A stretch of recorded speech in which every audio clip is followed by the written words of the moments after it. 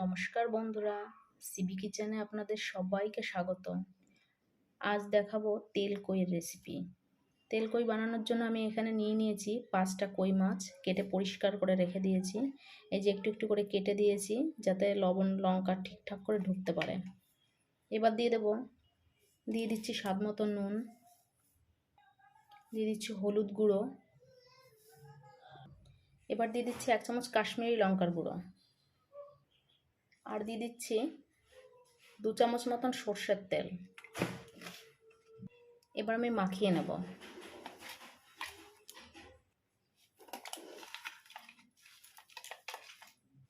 মাখিয়ে নিয়েছি, এবার 10 মিনিটের জন্য আমি ঢাকা দিয়ে রেখে দেবো। এবার আমি একটা মশলা বানিয়ে নেব। দিয়ে দিচ্ছি একটা পেঁয়াজ, একটা টমেটো, 5টা কাঁচা পাকা লঙ্কা, আর দিয়ে দিচ্ছি সামান্য আদা। এবার আমি মিক্সড করে নেব। একটা কড়াই বসিয়ে দিয়েছি, কড়াইটা গরম হয়ে গিয়েছে, দিয়ে দিচ্ছি সর্ষের তেল।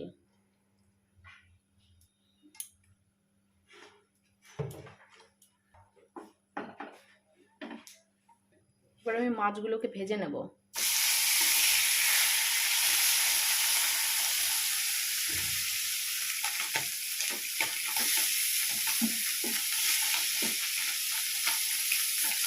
বেশি ভাজলে মাছটা শক্ত হয়ে যাবে।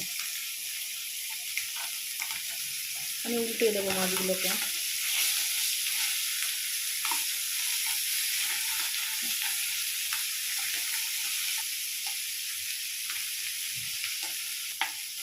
মাছ ভাজা হয়ে গিয়েছে, মাছগুলোকে আমি তুলে নেব। এখানে একটা কড়াই বসিয়ে দিয়েছি, কড়াইটা গরম হয়ে গিয়েছে। এবার আমি দিয়ে দেবো একটু বেশি করেই সর্ষের তেল। দিয়ে দিচ্ছি একটা শুকনো লঙ্কা, দিয়ে দিলাম ফোড়নে কালো জিরা,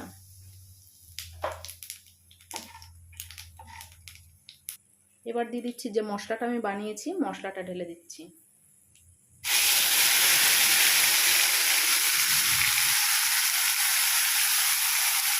ধুয়ে একটু জল দিয়ে দিচ্ছি।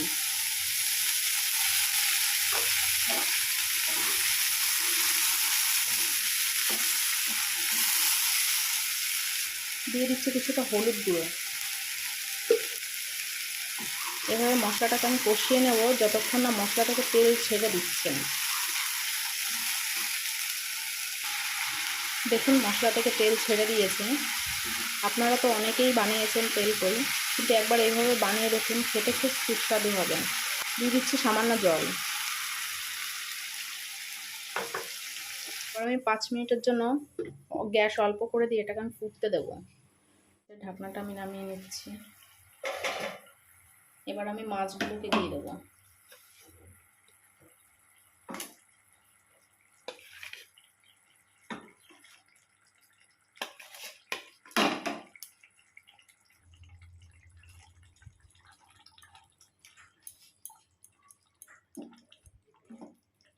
এবার আমি 2 মিনিটের জন্য ঢাকা দিয়ে দেবো। ঢাকনাটা নামিয়ে নিচ্ছি।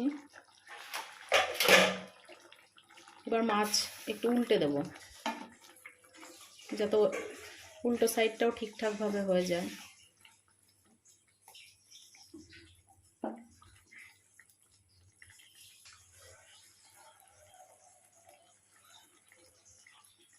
দিয়ে দিচ্ছি 2টো কাঁচা লঙ্কা। আমি আর একটু ঢেকে দিলাম 2 মিনিটের জন্য। ঢাকাটা নামিয়ে নিচ্ছি। আমার রান্নাটা সম্পূর্ণভাবে তৈরি হয়ে গিয়েছে।